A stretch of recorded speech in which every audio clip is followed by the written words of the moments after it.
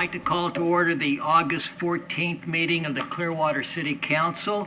Our invocation this evening will be offered by Father Kyrillos Makar from St. Mary and St. Minas Coptic Orthodox Church, and our Pledge of Allegiance will be led by Mr. Hamilton. Father, please come forward.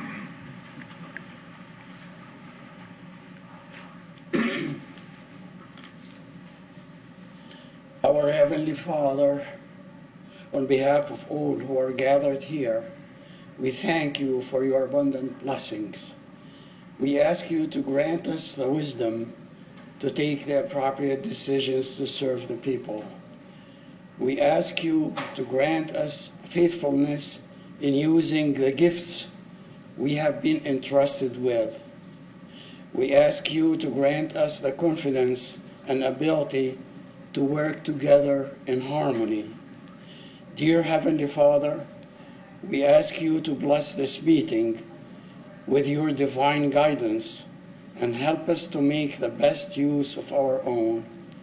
It is in your most blessed name we pray. Amen. I pledge allegiance to the flag of the United States of America and to the republic for which it stands, one nation, under God, indivisible, with liberty and justice for all.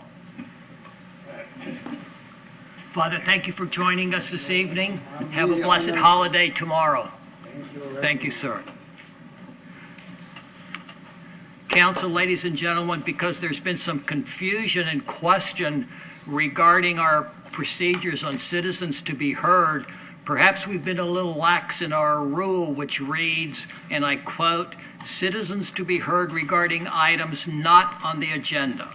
Each person who wishes to address the council shall complete a comment card and submit the card to the city clerk, who's on the right-hand side here of the dais. Individuals will limit their comments to a maximum of 3 minutes. So if you intend to speak this evening, please fill out a card before you come forward and not afterwards, because some of you decide not to complete the card and follow with these procedures that have been in place. So we would appreciate your following that rule, and also to make sure that your cell phones are silenced and not make any noises or comments during the course of people's comments. To my right is Councilmember Jay Poglaze. Good evening. Councilmember Bob Cundiff. Hello, folks. Our City Manager Bill Horn. Good evening. And Assistant City Manager Michael Maxwell. Good evening. To my extreme left, our City Attorney Pam Aiken. Good evening. To her right, Councilmember Hoyt Hamilton. Good evening. And Councilmember David Aldred. Good evening.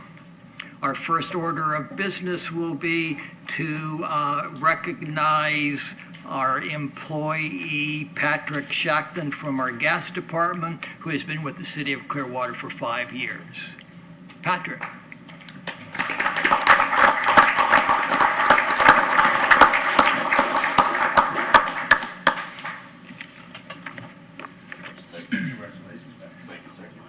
Thanks for your service. Thank you, sir. Awesome. Appreciate it. All right, thank you, sir. Thank you, sir. Watch your step, Patrick. Yes, sir. Thank you. Thanks. Congratulations. Thank you. Congratulations. Thank you, sir. Thanks for everything you do. Thank you. Congratulations. Thank you. Oh, did I not introduce our City Clerk, Rosemary Call? Good evening. Huh? Well, I know, but they're on the lower part. Are there any addition or corrections to the minutes of August the 1st? Move to be approved. Second. Motion has been made and seconded to approve the minutes of August the 1st. All in favor say aye. Aye. Opposed, no. Motion carries unanimously. Anybody from the public wishing to speak to an item that is not on the agenda? If so, please make sure you fill out a card and come forward. You would have 3 minutes to speak. If not, if you fill out a card? Darren Whitley, 3046 Grandview Avenue. This is in reference to the connection to the city sewer system. I was here like 2 weeks ago on the 1st. I believe I was told somebody would get back to me during the next week, and I have not heard to anybody. And I'm just wondering who do I talk to? What's my next step? I Okay. can't seem to get a response back from anybody from the city. I did call. We can speak after the meeting if you'd like. Okay, After last meeting, yep. okay. Thank you. Apologize for that, sir. Staff was supposed to get in touch with you. Okay.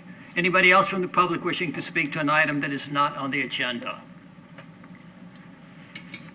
Have you filled out a card, sir? Would you turn it into the clerk, please? I'm not going to. We had. Would you turn email it about into the this. clerk, please? No, I will not. Madam City Clerk, would you please turn off the microphone? Sir, you're disrupting the meeting, so until you turn in the, Mr. Slaughter, would you like to come and escort me back to my seat? Not yet.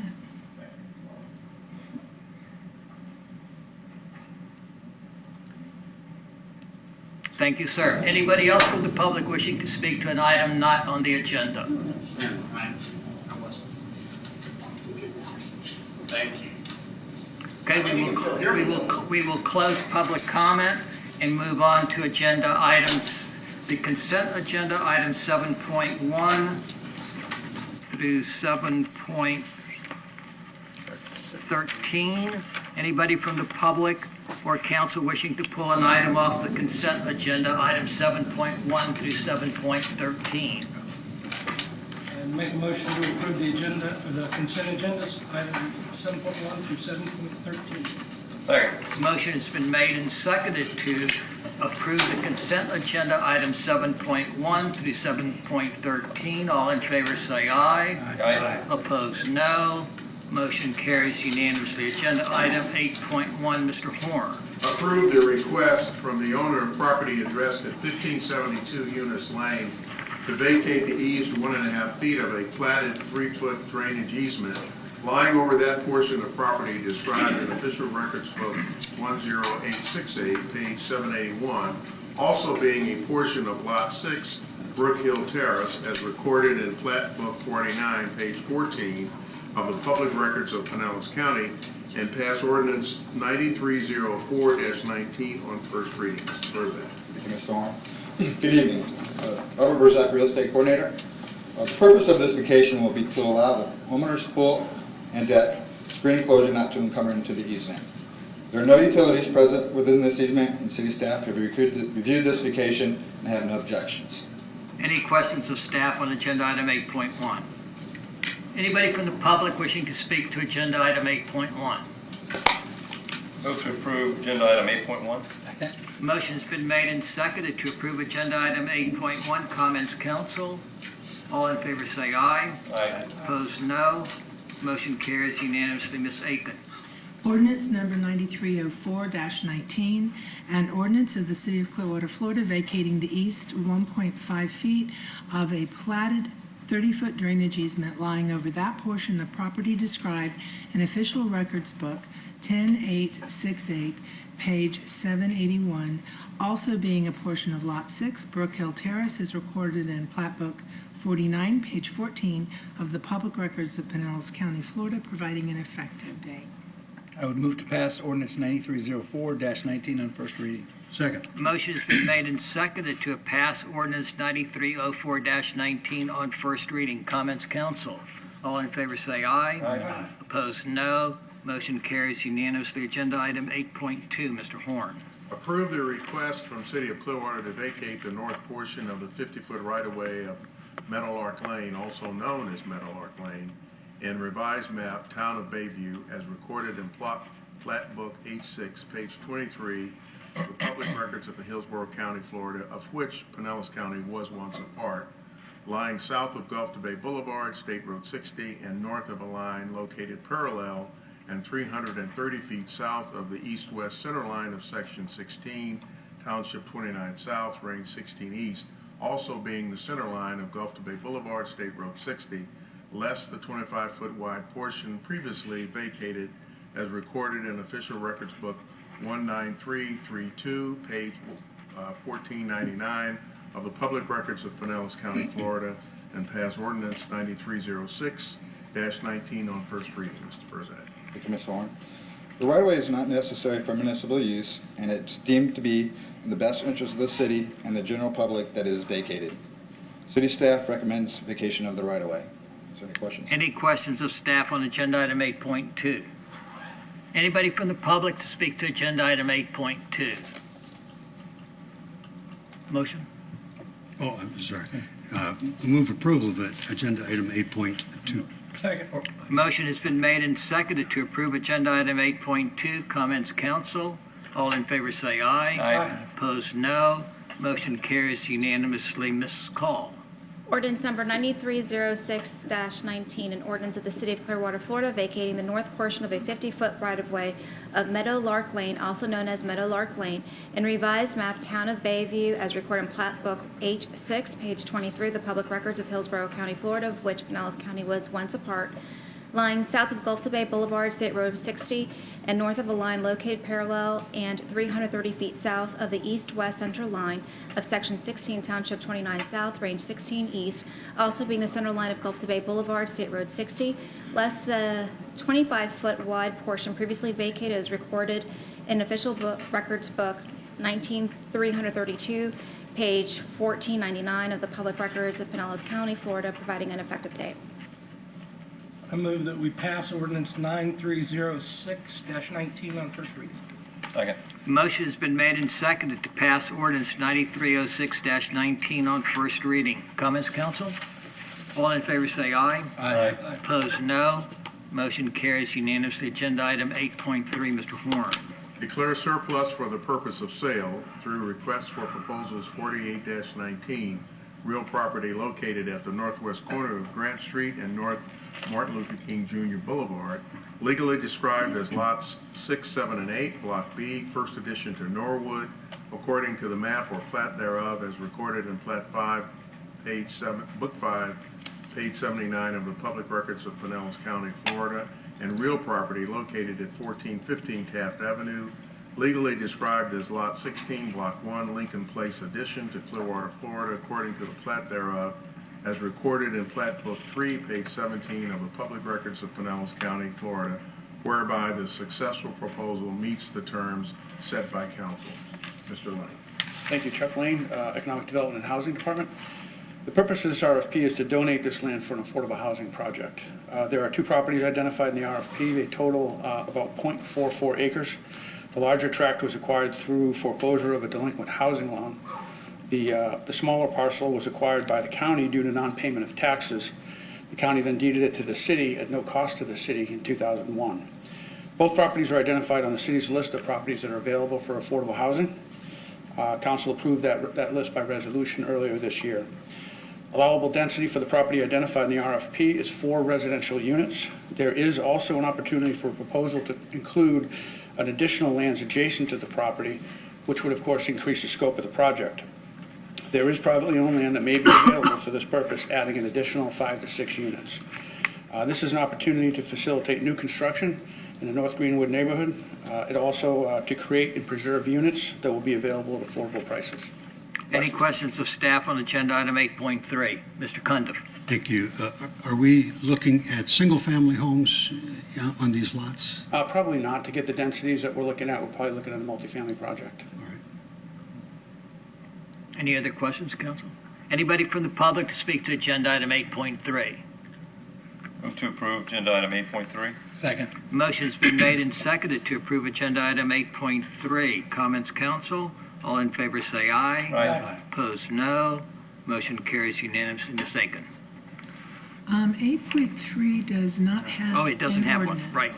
Or resolution. 9.1, Mr. Horn. Amend Appendix A, Clearwater Code of Ordinances, Schedule of Fees, Rates and Charges, Section 24, Public Works Fees, Rates and Charges, 3C, Solid Waste Collection Rates, 3D, Recycling Rates, and 5B, Solid Waste Roll-Off Container and Receptacle Service to increase specific collection fees for solid waste and recycling for the years 2020 through 2024, and pass ordinance number 9307-19 on first reading. Mr. Gloucester. Good evening, Mayor and Council. Earl Gloucester, Director of Solid Waste General Services. Prior to the presentation of that item, which is the result of a recently completed rate study on the solid waste and recycling funds, we'll have a presentation of the rate study itself from our consultant from Stantec, Ms. Leticia DeHuluk, will present that for us.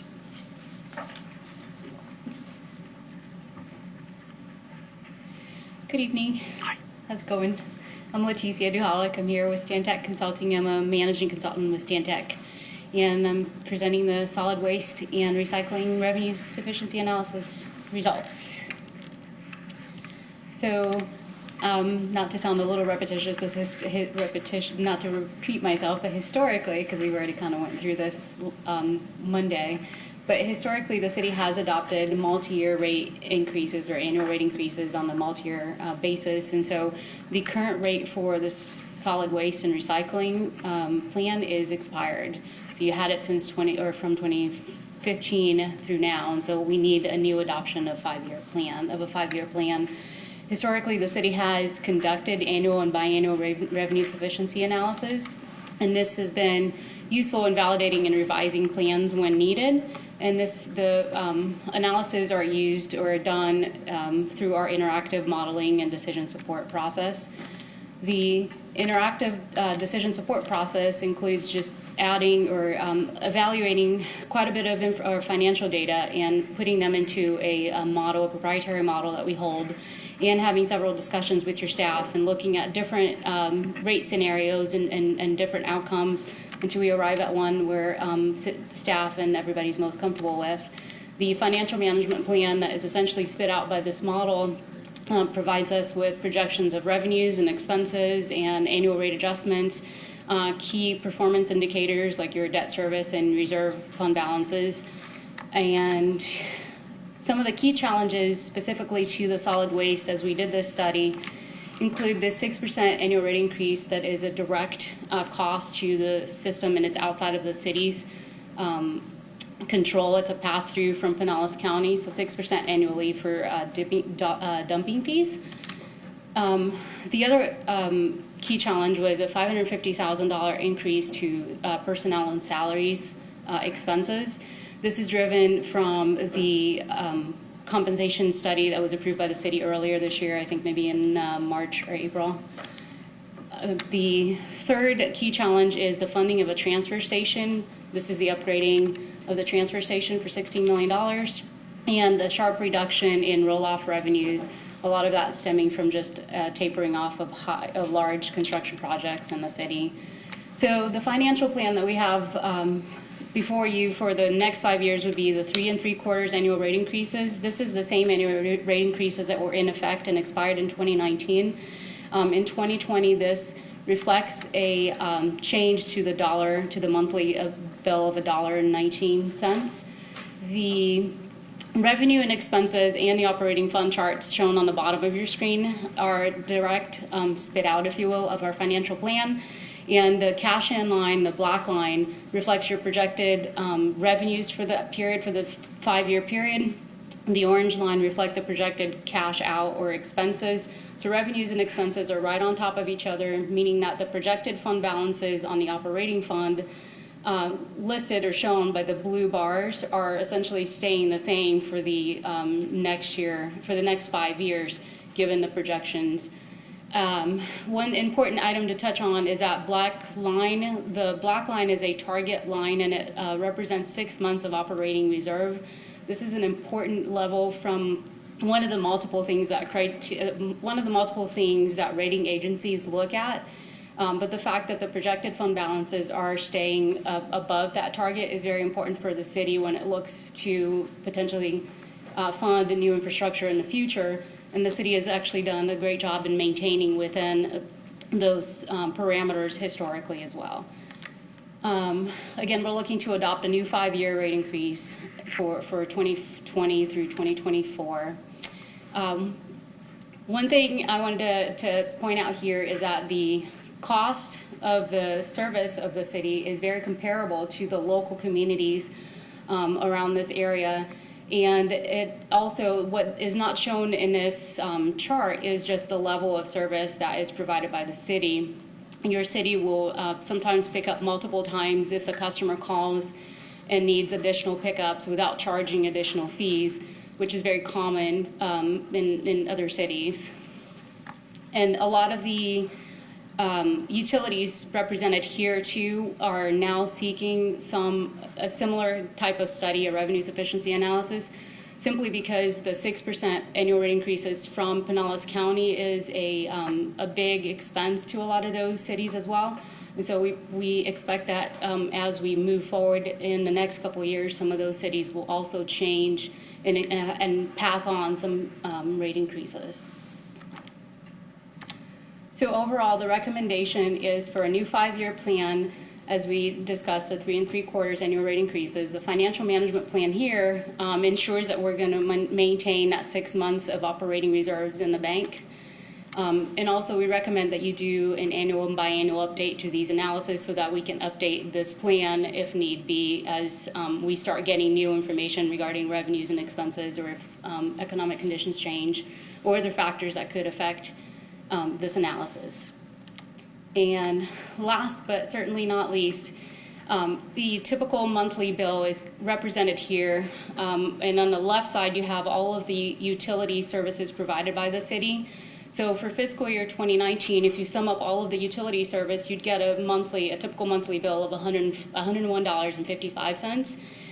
Given the rate assumptions, the rate increases currently in effect for some of the utilities like the water and sewer, and the 3 3/4 that we're talking about for solid waste, and the reduction to stormwater that we'll talk about in a little bit, that bill goes up to $103.70. That's $2.15 change from one year to the next. And that's all I had. Okay. Any questions on agenda item 9.1? Mr. Poglaze. Thank you, Mayor. A couple things, these challenges that we're currently affecting this dramatically. The 6% raise from the county, or the 6% increase from the county, is that due to the whole recycling issue, or is that in way part due to the recycling issue? I mean, how long were the rates steady prior to the 6% increase would be my first question. Good evening, David Powers, Controller, Solid Waste General Services. The 6% increase is just on the solid waste side from Pinellas County Solid Waste. They have not raised their rates in more than 20 years. It's been holding at $37.50 for a long time, and they're just now bringing that increase forward, and it's been approved for the next 3 years at 6%. So it'll be going to $39.75 per ton. Okay. But it does not have anything to do with recycling. Got it. Okay. The other challenges that we're having to endure right now, because 3.7% over 5 years, it sounds bad. If you look at the actual dollar amount, it's a couple dollars over 5 years.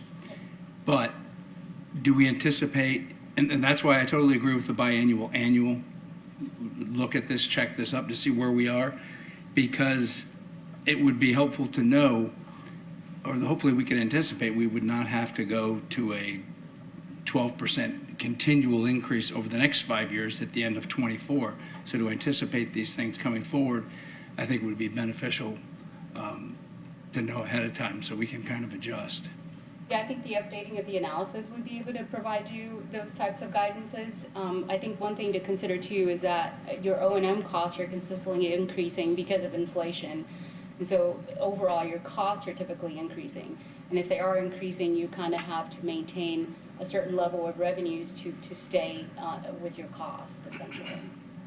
The period prior to this 5-year period, and the last year, 19, was 3.75. Was that a 5-year period also, or was 3.75 each year prior to that? Yes. See, that kind of concerns me. I mean, eventually you're going to get a solid waste bill that, I mean, how do we control these costs? I mean, you can stay ahead of it and adjust and keep raising the rates, but I mean,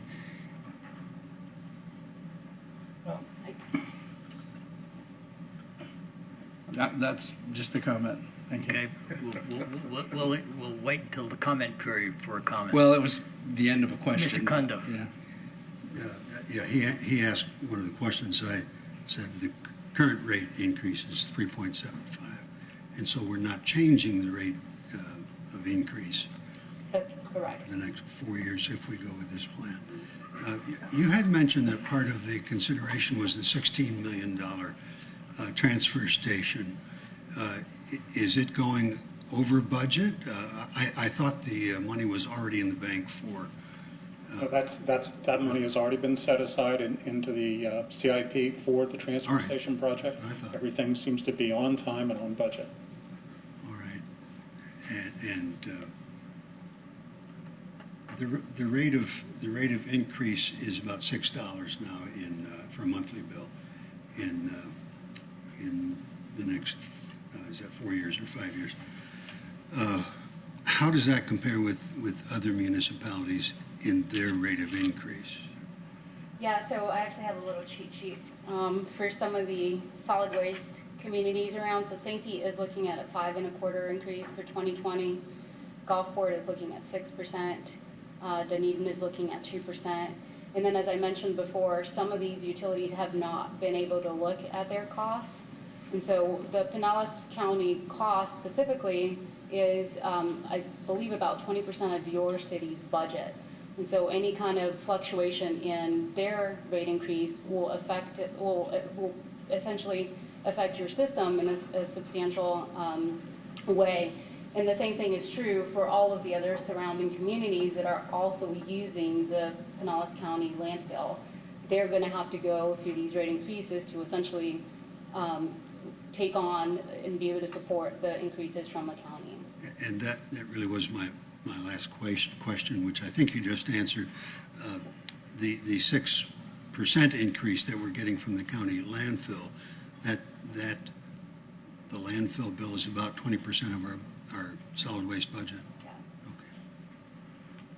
Mr. Hamilton? Well, I think we have to understand that the 3.75% annual increase is, in actual dollars, not unbelievable, but this is the cost of doing business. I mean, this is covering the cost of solid waste. We don't know what insurance, we don't know what, wages, insurance. At 3.75% increase a year, we're just covering our expenses. We're not building up a mass bank account of reserve out of this. If we wanted to raise them 6 or 7% every year, yeah, we could build up some serious reserves, but that's not what we do to our citizens. We keep the increase to its minimum and just cover what we have to cover. And the answer to that question is yes, we cover what. Well, am I correct in that?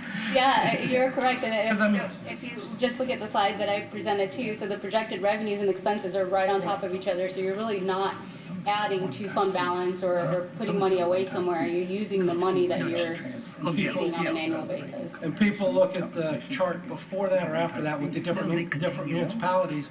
Pinellas County is all the way down on the left side, but that doesn't include the cost of private sanitation pickup for unincorporated residents.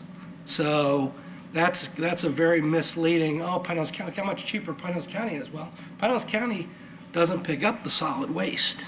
You have to contract privately to have that done, and it's a little more than $20 a month, which is the gap between the county and us. There are other communities in that chart too that do privatize. So. Clarify, because there's some confusion about the 16 million when you mentioned that. Where did that money come from to pay for the transfer station? That 16 million came from the reserves of the solid waste fund. Now, we spent our reserves down considerably in order to do this infrastructure improvement, but that's the piece that came out of the reserves that we had built in solid waste over the past 25 And so years. that was a challenge to help rebuild the reserve also then, correct? Yep, essentially maintain the levels that you had before. Okay. And within those 6 months that I talked about, because from a rating agency stance too, you want to keep certain levels so that in the future, if you do have to fund big items like the transfer station or anything, especially if you have to go out and issue debt, the criteria that the rating agencies have out there are really important to have funds available to the city at that point. So that gives us a better bond rating and a lower interest Better rate. rates. Yep.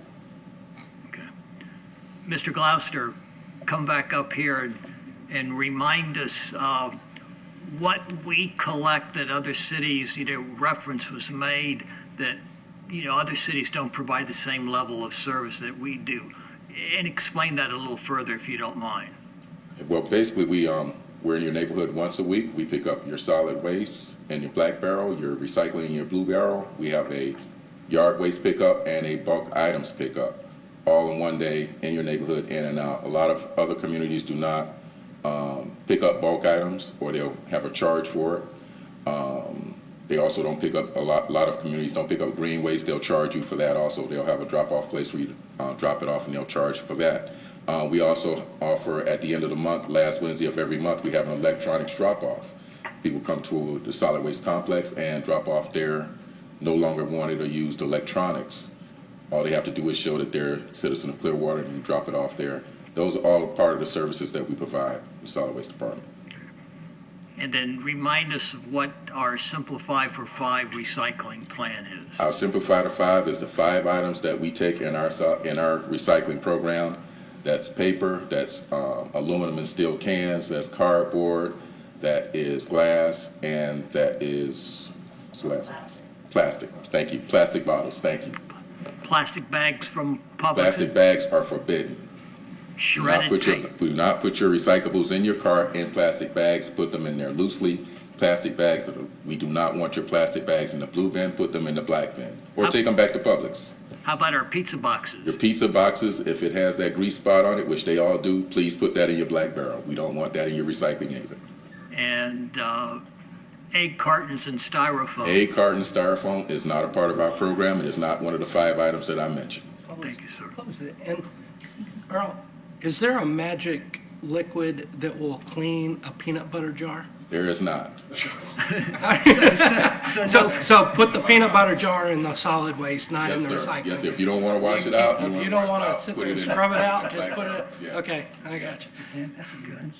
Yes. With grandchildren, we go through a lot of peanut butter. Thank you for asking that question. Yeah. Any other questions, council? Anybody from the public to speak to agenda item 9.1? Motion? Move approval of agenda item 9.1. Second. Motion's been made and seconded to approve agenda item 9.1. Comments, council? All in favor say aye. Aye. Opposed, no. Motion carries unanimously. Ms. Call. Oh, was it Ms. Aiken's turn? Ordinance number 9307-19, an ordinance of the City of Clearwater, Florida, amending the Clearwater Code of Ordinances, Appendix A, Schedule of Fees, Rates, and Charges, Article 25, Public Works Fees, Rates, and Charges, Sections 3C, Solid Waste Collection Rates, 3D, Recycling, and 5 other miscellaneous charges, providing an effective date. I move that we pass ordinance 9307-19 on first reading. Second. Motion's been made and seconded to pass ordinance 9307-19 on first reading. Comments, council? Again, please thank our staff and our employees who are out there in this hot weather picking up our garbage and our trash and our recyclables and bulk items. We appreciate the work that they do, whether it's raining or shining, and remind them to stay hydrated for all of us. Motion's been made and seconded. All in favor say aye. Aye. Opposed, no. Motion carries unanimously. Agenda item 9.2, Mr. Horn. Approve a decrease of residential and commercial stormwater utility rates by 8.5% per equivalent residential unit, ERU, beginning October 1, 2019, and increases of residential and commercial stormwater utility rates by 0.5% ERU, beginning October 1, 2020, and October 1, 2021, and pass ordinance 9305-19 on first reading. Ms. Kivett. Good evening, Mayor and Council. Tara Kivett, Engineering Department. We went over this on Monday, so basically we're rolling back our rates to 2012 by reduction of $1.25, and I'll have Letitia from Stantec give you some further details.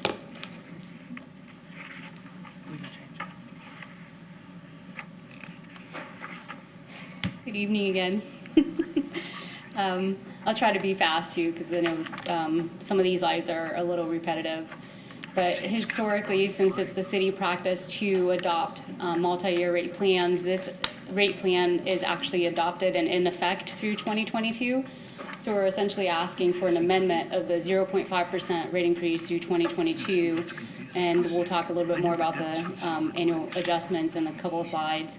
Historically, the city has conducted these revenue sufficiency analyses, and we'll recommend that they continue to do so. I'm going to skip through the process. I think we've gone through it, and you understand what our process is as far as doing these analyses. Some of the key assumptions in here are no future grant receipts expected. If they do come in, they're going to be a benefit. No sizable costs stemming from regulations and the retirement of the 2014 series in 2020 and the 2013 series in 2022. Key performance targets, we touched a little bit on these in the solid waste, but essentially maintaining at the very least a 6 months of O&M reserve and maintaining debt service coverage of at least 1.5 times. These are all indicative of strong utility from a rating agency perspective. The financial plan recommendation is a reduction to rates of 8.5% in 2020 and then no rate increases or no adjustments through 2022. Again, this would be an amendment to the current ordinance, and it reflects a reduction of $1.25. As compared to other communities, I guess one thing to keep in mind is the reduction will bring Clearwater down on that chart. And a lot of these communities are seeing pretty high rate increases. And so as Clearwater stays at the same level for the next 3 years, some of these communities will bump Clearwater very quickly. And this chart will change quite a bit. Again, the recommendations is that you will amend your current ordinance to reflect this reduction and then no rate increases for the next 2 years. And this plan ensures that the adequate reserves are kept in the bank, and it also has projected coverages that are higher than 2.0, which is quite a bit above the 1.5 times that we talked about. We also, again, recommend that you continue to do these analyses so that we can update these rates, the level of annual rate increases or adjustments as necessary. And last but certainly not least is the overall 2020 impact bill impact, and it's $2.15, again, taking into consideration the rate adjustments that we just talked about for solid waste and recycling, and then this proposed or recommended for stormwater. Any questions or comments? Let's just get clarified. Madam City Clerk, when the city manager read the title, he was using the old information. Do we need to restate that? Because I'm not sure the title changes. The title of no. the What he read was the one about a 0.05 increase in 2020 and 2021, and that's not what the ordinance is providing. That's correct. That needs So to do we be- need to have that restated? Would you like me to read the whereas clause, which Okay. explains what we're actually doing? Okay. Pursuant to the 2019 Stantec Consulting Services Stormwater Revenue Sufficiency Analysis, the city engineered department, the department determines that due to current capital and operating cost projections, the previously adopted 0.50% rate increase for 10/01/2019 can be changed to an 8.5% decrease in rates in year 2020, with years 2021 and 2022 receiving 0% rate increases. So that's the ordinance that you have in front of you. Right. Okay. And that also projects that there will be a 1% increase in 2023 and 2024. So our plan is to come back to you when this plan expires, because this is the original plan and we're right in the middle of it. So Right. amend this plan, come back to you with a new plan by updating this analysis and making sure that the one still It aligns. still fits. Yep. Right, okay. Okay? Any other questions, council? Okay. Anybody from the public to speak to agenda item 9.2? Motion? Motion to approve agenda item 9.2. Second. Motion's been made and seconded to approve agenda item 9.2. Comments, council?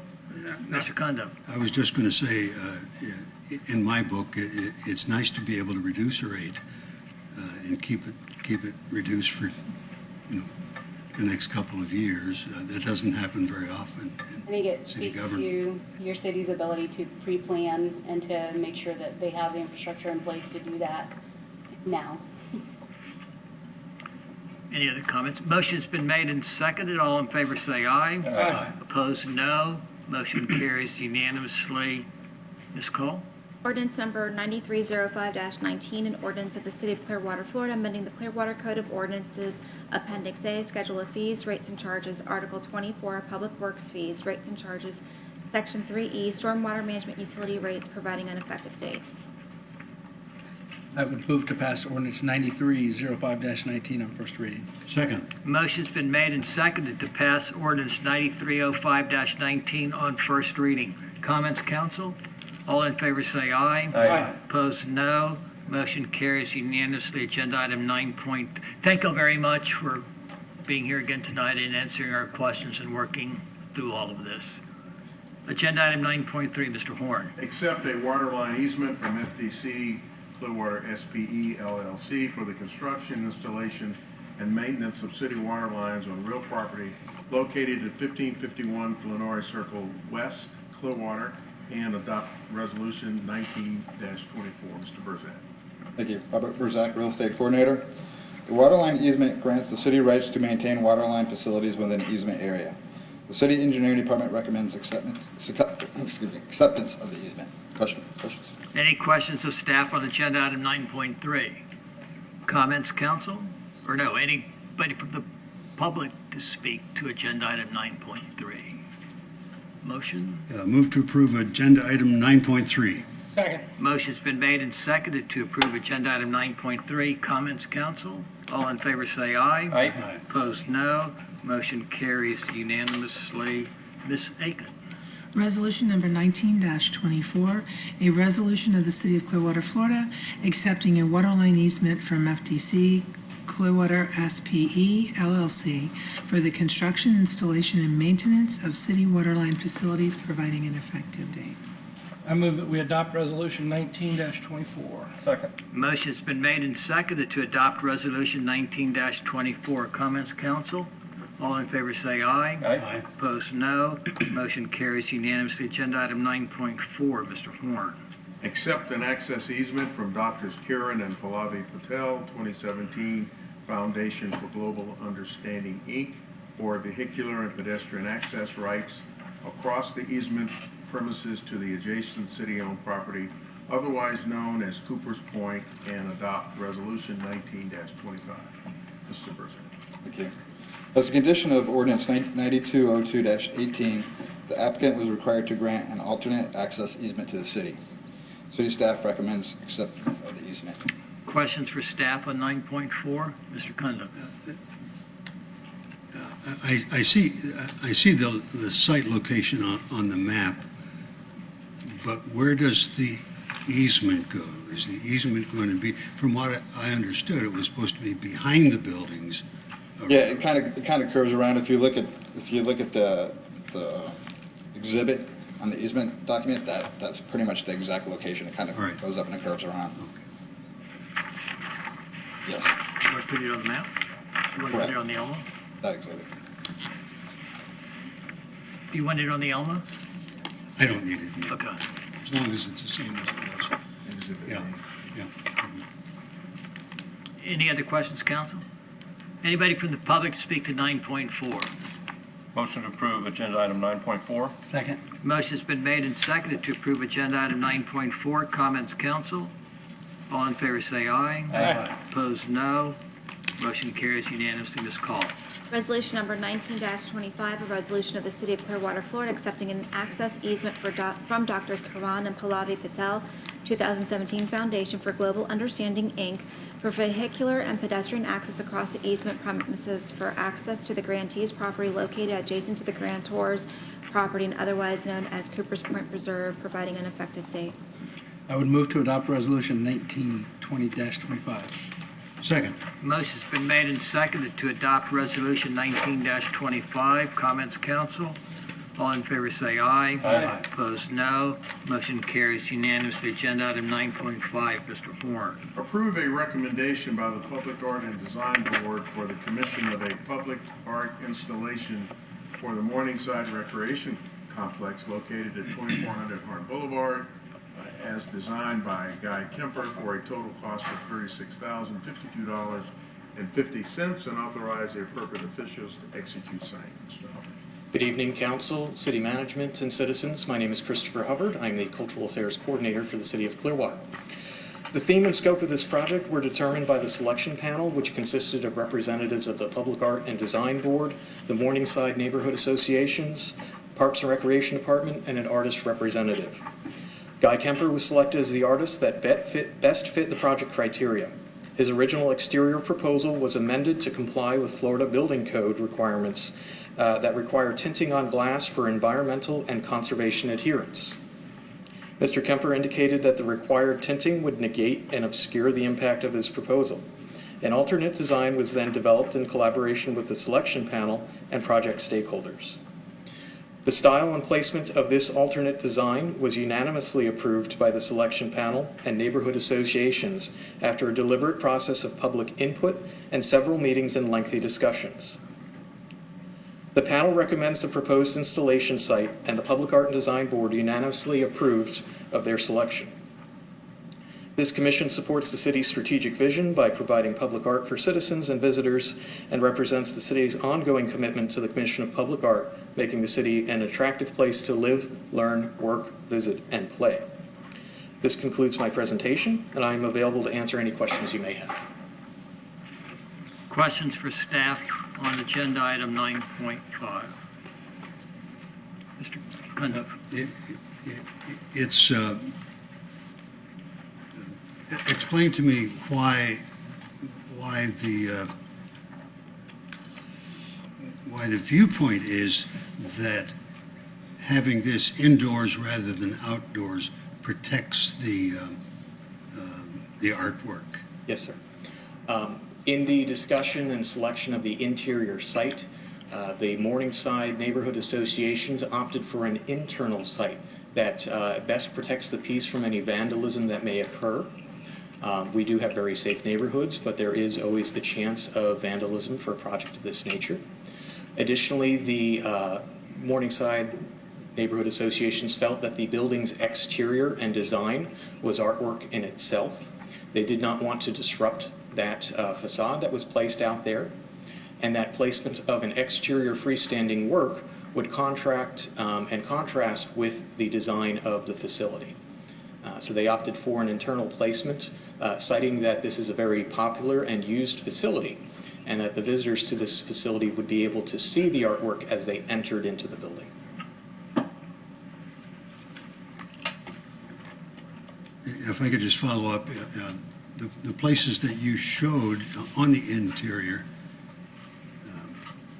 don't really seem to jive with the fluorescent lights that are there. Correct. Would it be a difficult thing to move those fluorescent lights or change them to a different, LED type of thing that would not clash with the artwork? Yes, sir. I intend to work with the Parks and Rec Department to remove the obscuring lighting there in favor of lighting that actually highlights the piece better and provides the same effect to the lobby that those hanging lights would provide.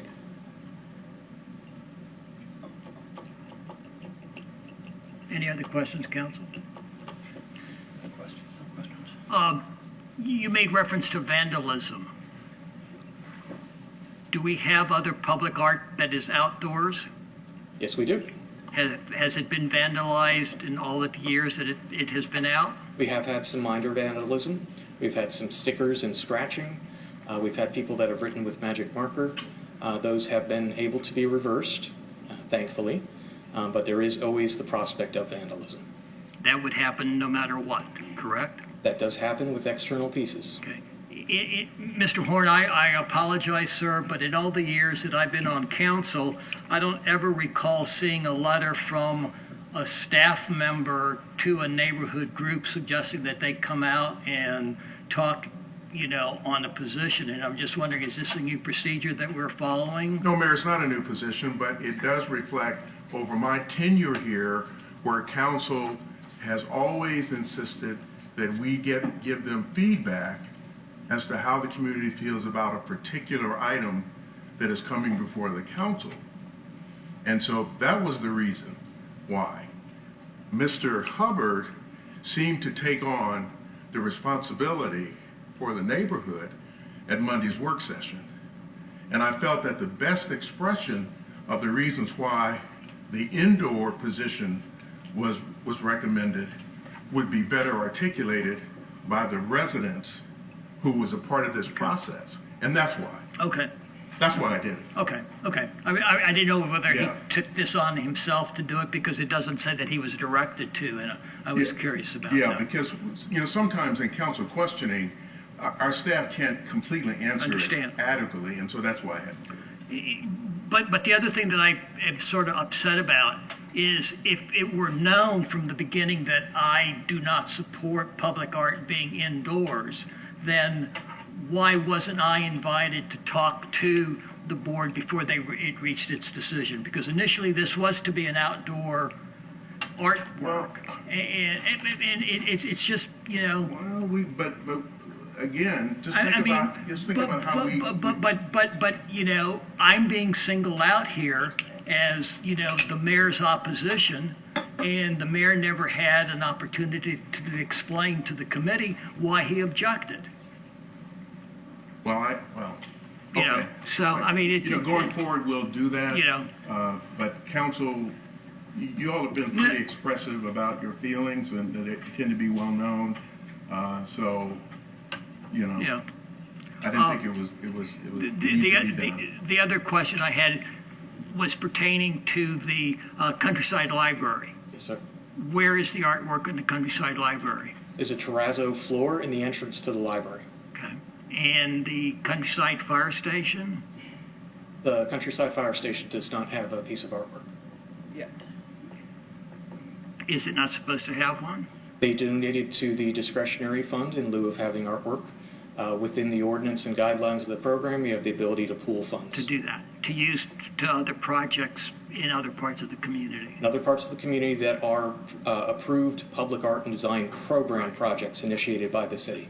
So in this particular project, it doesn't have to be in the building or on the building. It could be for example, there's a roundabout or, a little circular driveway near the Morningside Rec Center. It could be there, or the money could have been donated for some other artwork.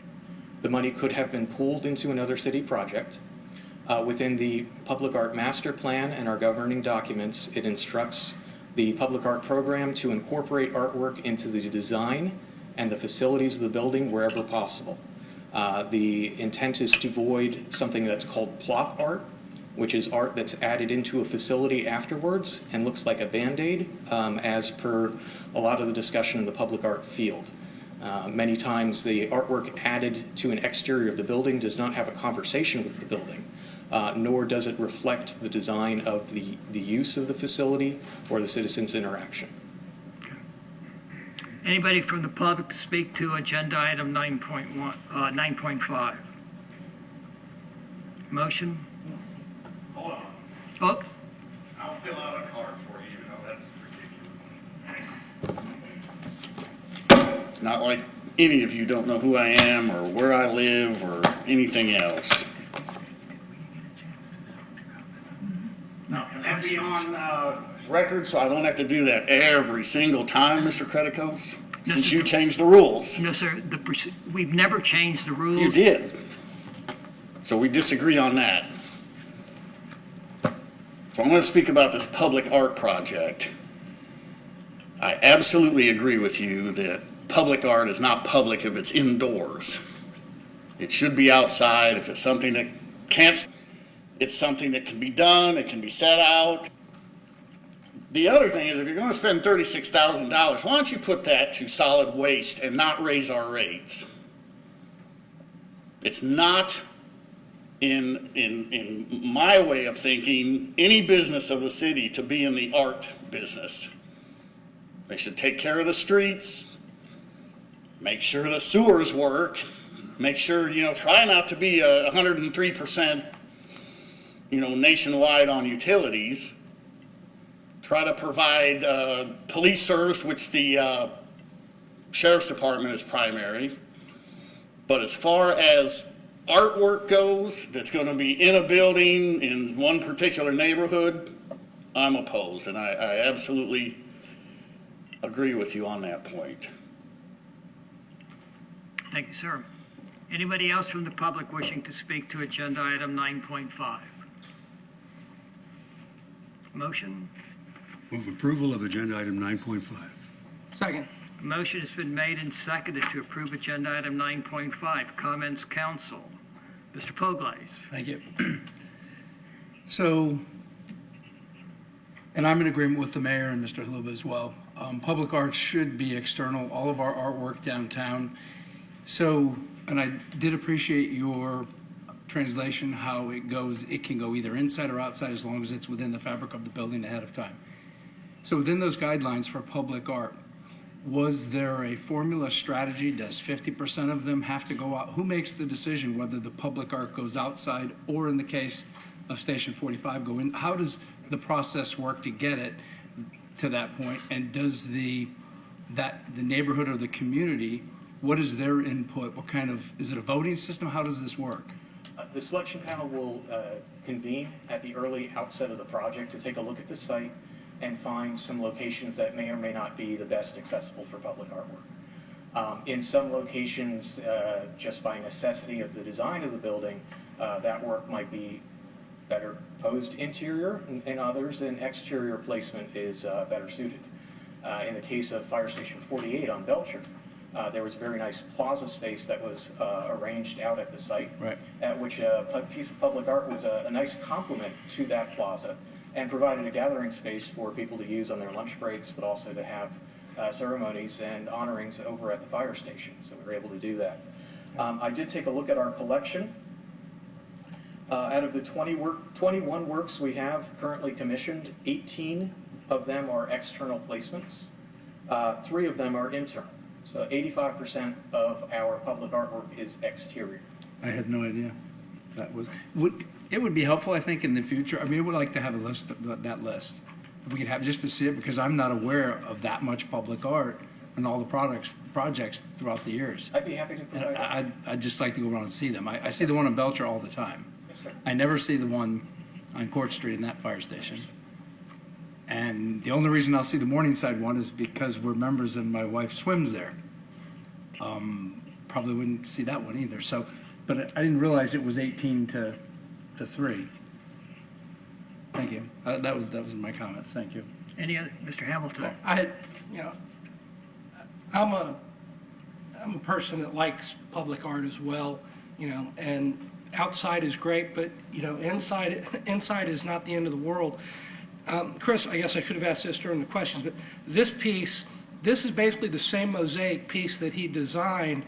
It's just being mounted on an interior wall versus an exterior wall due to construction finishes and whatnot. Am I correct? It was altered a bit, actually. Originally, the exterior piece was oranges and yellows and greens. That would have matched with the history of the site prior to its use as a recreation center, with Morningside being orange groves and cattle grazing areas. Once they got further on and realized that the tinting of the glass would negatively impact the colors and really kind of wash out and obscure that, the artist looked towards the internal site at the direction of the selection panel.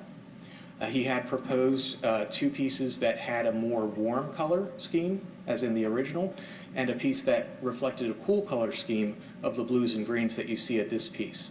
The selection panel felt that best reflected the pool and one of the dominant uses of that site for the public. So that's where that selection came from. Okay. And I just, with what Mr. Haluba said, we can't by ordinance give this money to solid waste. And if we could, $35,000 to solid waste would equate, and I haven't done the math, but I'm not, I used to be pretty good at it, and I can promise you, spread across the city, $35,000 is probably about 2 or 3 cents a month per house, is what, for a, for a certain amount of time. But, No, sir, you may not. but after the meeting, you can't, I'll speak with you. But I'm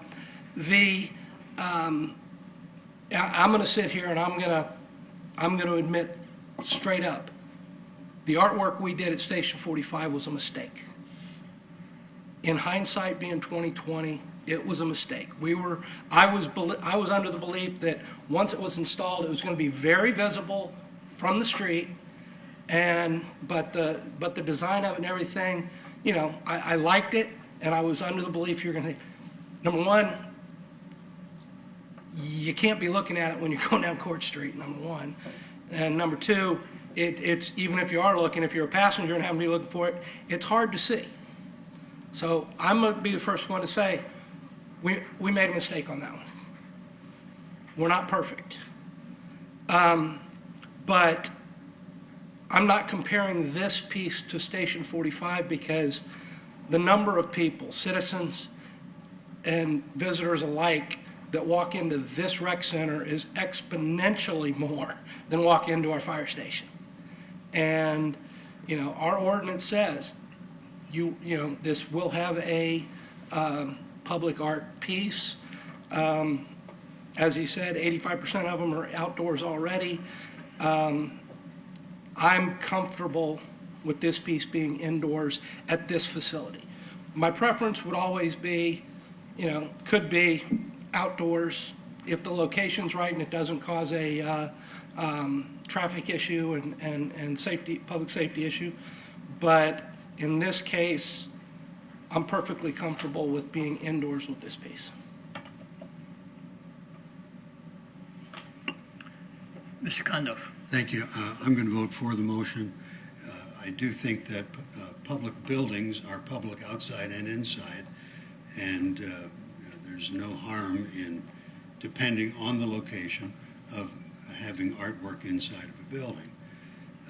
In this case, as my colleague said, there have already been thousands of people come to Morningside Rec Center since its opening, and it's not been open for a year yet, and thousands more over the coming years. So I'm happy for it. It looks like it's going to be a nice project if we can move those lights.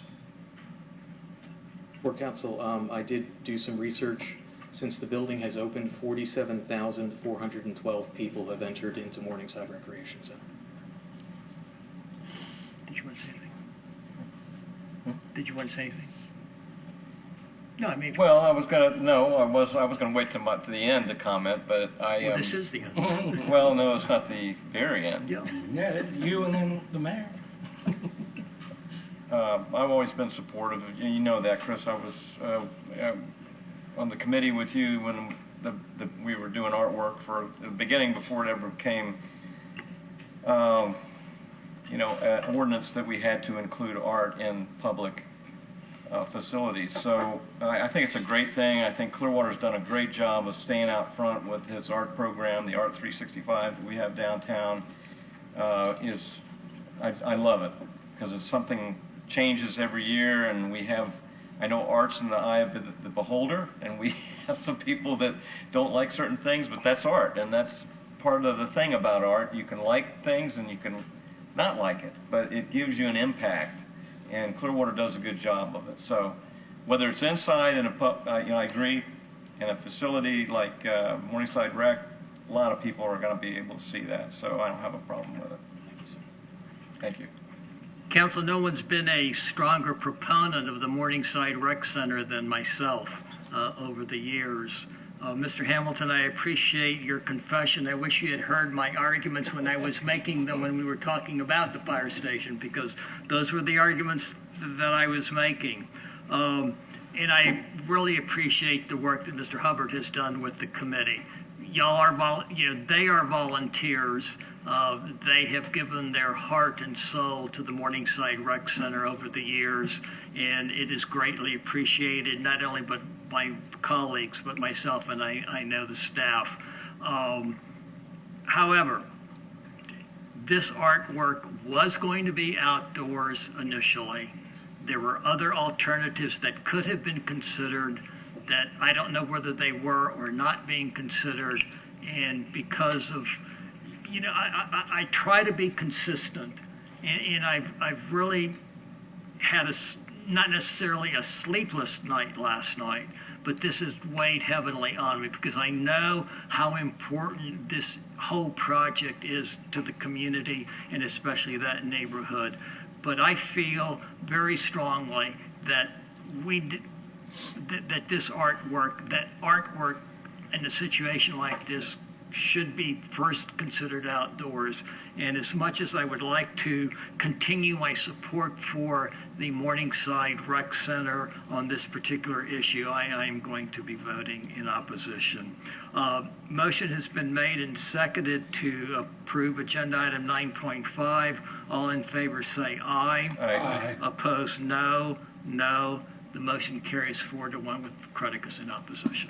Thank you very much, and please express our appreciation to the committee and the neighborhood association. I will, sir. Okay, And thank you in very speaking much. with the neighborhood, they did say to extend a thank you to you for your support for bringing that facility back to the neighborhood. So they were very appreciative. Thank you, Council. Mr. Horn, do you have anything further for us? No, Mayor, I do not. Okay, Ms. Aiken, agenda item 10.1. Approve changes to City Council Rule 6, Order of Business, and Rule 15, Rules of Conduct, and adopt Resolution 19-27. Council, we have prepared some recommended changes to your rules. Mr. Smith will go through those with you. You have them in your packet, and we are addressing two rules. One's the order of business, and the other is the rules of conduct. Evening, Council. Matt Smith, Assistant City Attorney. Before you is a recommended update to the council rules, and it's in two parts.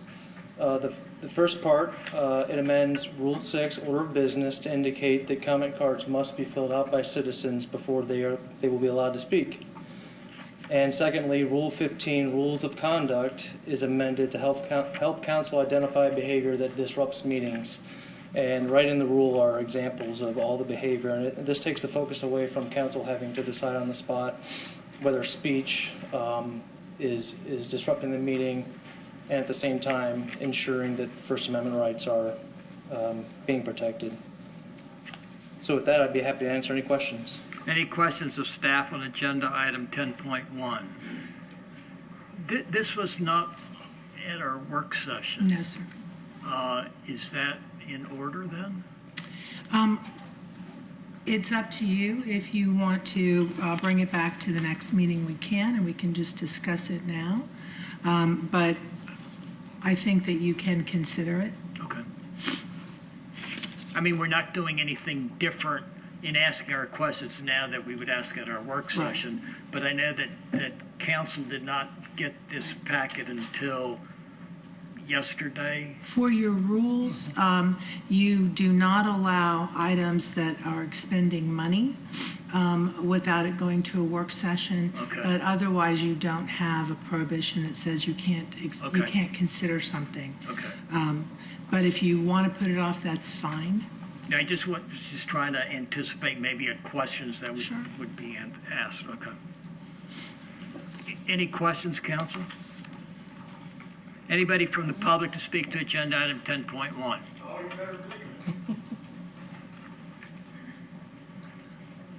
I don't think, Mr. Smith, that this would stand up to a legal challenge. It is a clear violation of the First Amendment,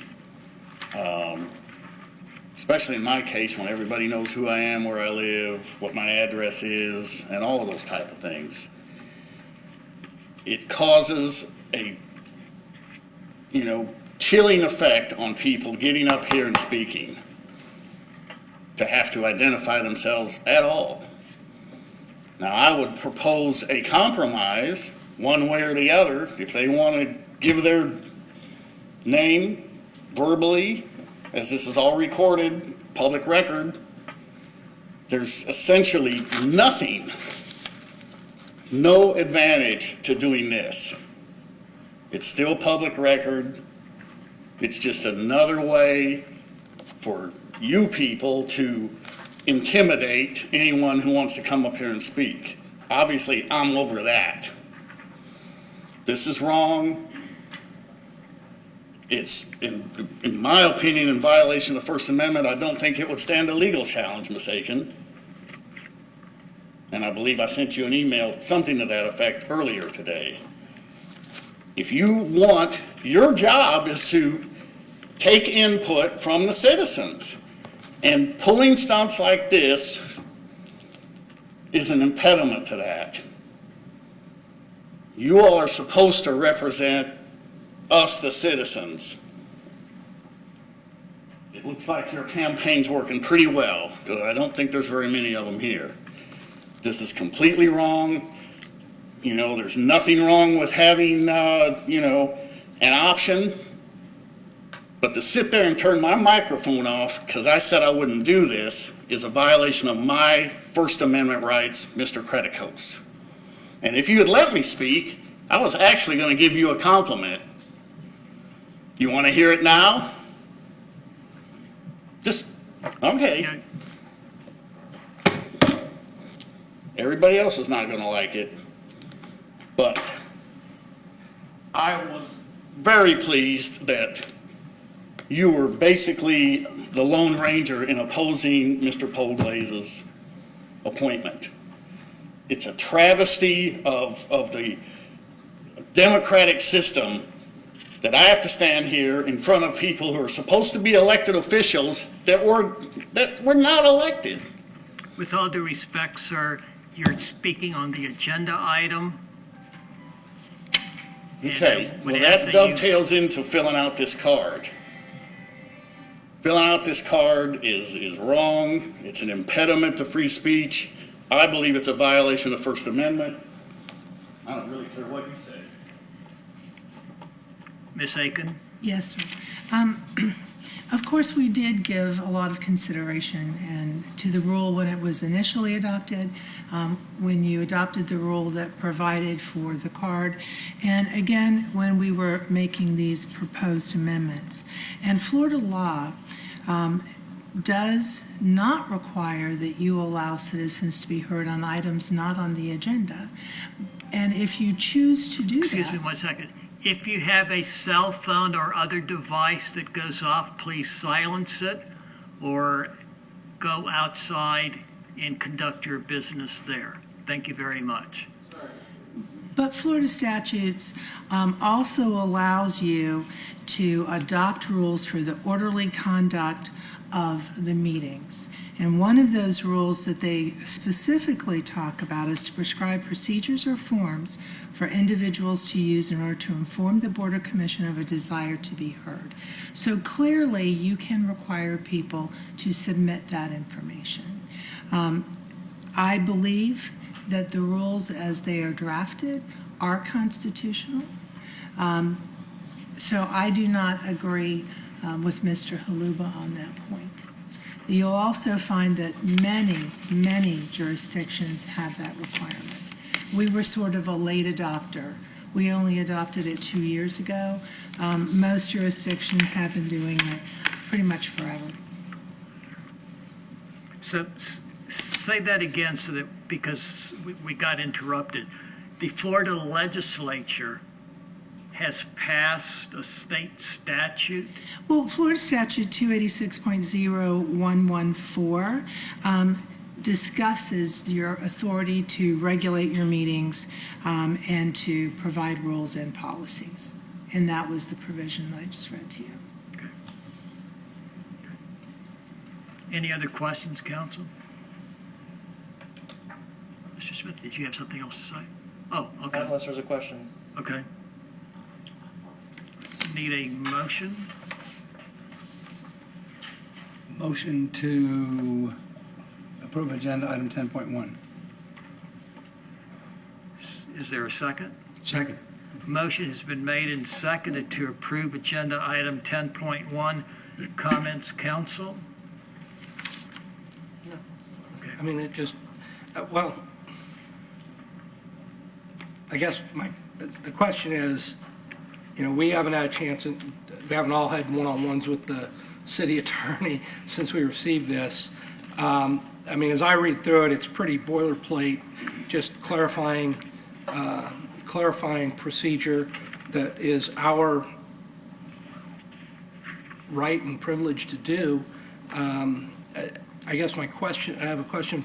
How does this read versus, say, what the county commission does as far as there? Because they're the ones, they've always, you've always filled out a form to speak in front of the county commission, and their process, is this drawn pretty much off of what they do? No, we are more liberal. We're even more liberal than the county. In fact, the last time I was at a county commission meeting, citizens to be heard are postponed until the end of the meeting.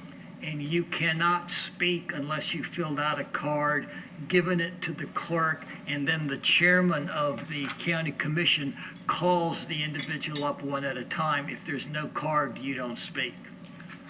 I think that's... Yeah. Right. To answer your question, Councilmember Hamilton, the Pinellas County Board of County Commissioners requires, quote, each person who wishes to address the commission during citizens to be heard must complete a citizen comment card. So. But their order of business is a little It's bit different, different, as you mentioned, Mayor. The other thing that this rule provides that they do not provide is that if someone does come in late or change their mind and want to speak, you can allow them to do that, and then turn in the card. Well, so that is a very generous provision that not everyone provides. But Mr. Hamilton, I understand your other concern. That was why I asked my question earlier about this not being on the, during our work session. Would y'all want to postpone until our next meeting, September the 5th, the vote on this resolution, or do y'all want to go forward now? I'm comfortable, sir, I'm fine going forward. going forward now. It's pretty cut and dry. Mr. Hamilton may be the only person I missed. Yeah, so I'll,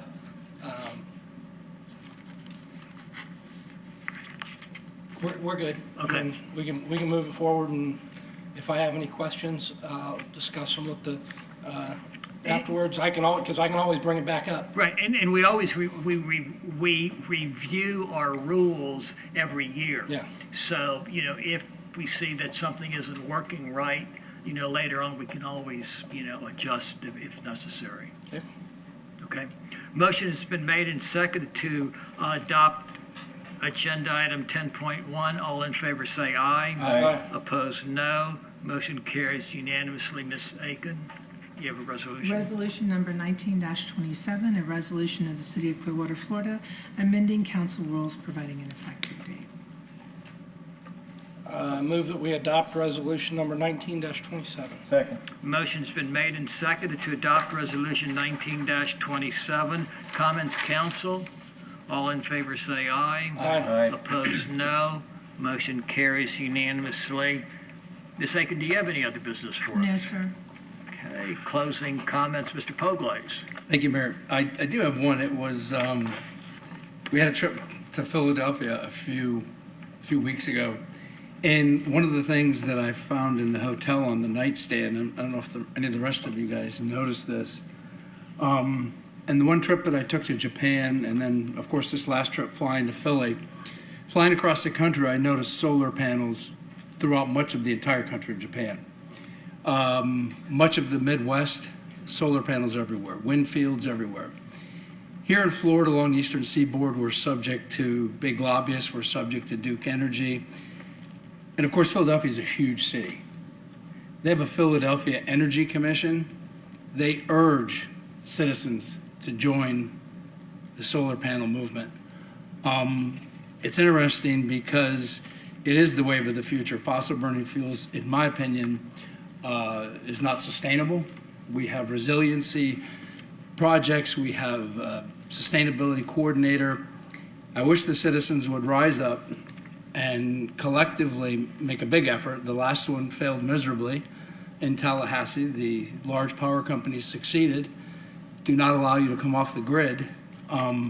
This is the wave of the future, and the rest of the world has jumped on board. It's unfortunate that we here in Florida are not allowed to.